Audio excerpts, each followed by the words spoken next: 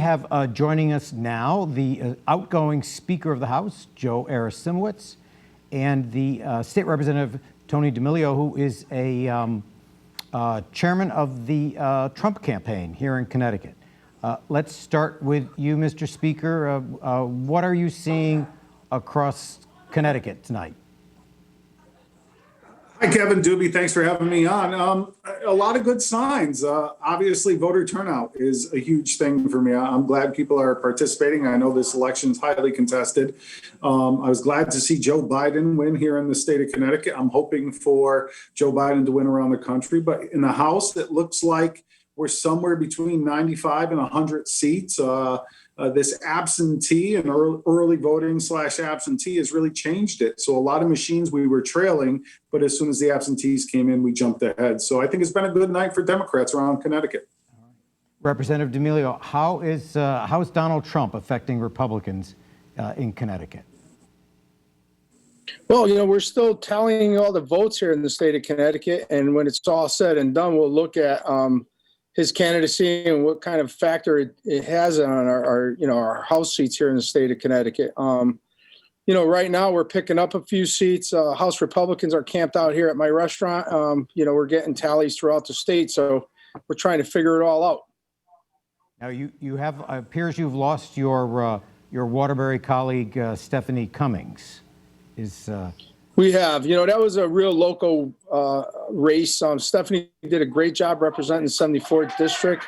She ran, DG, we call him, DJ Carlo, is a local police officer in the city, lifelong resident of the East End. And I think that played a large factor in it. He's just a really popular individual in that area of town. Mr. Speaker, is that hard for you that your seat that you're leaving is going to a Republican and not to a fellow Democrat?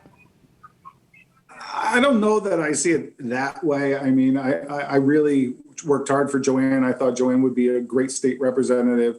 Donna, I know her and her husband and her family too. They're also good people. So I think we may see where the two leaders of the opposing parties seats may flip. I think we're waiting on some things from the Valley, but Mary is looking in good shape for Themis's old seat, but still a few districts out. It appears that'd be really unusual. It appears that Mary Wellender has won by about 700 votes. Yeah, I mean, Kevin, you're more of the historian of the House. You know more about the House, but I don't know that that's ever happened. Is the two leaders that were leaving seats go into the other party? Yeah, I think you're right. At least not in the 21st or the 20th century. Yeah. Let me ask you, Mr. Speaker, you've been in politics a long time. What will it mean if, as Matt Ritter suggested, that the House Democrats could have as many as 101 seats in the House?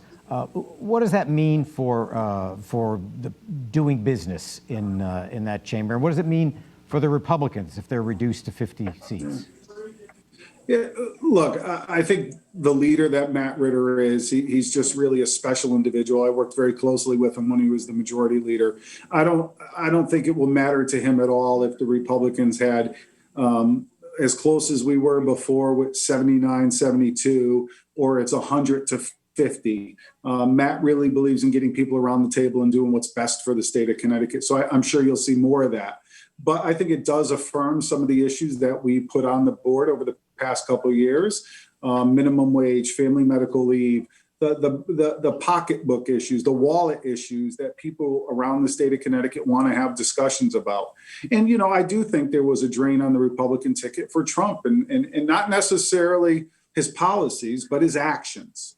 To have a bombastic president representing a party is not going to help, especially in a place like Connecticut, where they want to see their elected leaders get together and make progress, not just fight all the time. Representative DAmelio, the leader of your party, Jerry Romano, is stepping down. What direction do you think the state Republican Party should go in? Because it does not seem as though following Donald Trump, helps the larger party in the state, even though you personally have endorsed Yeah, it.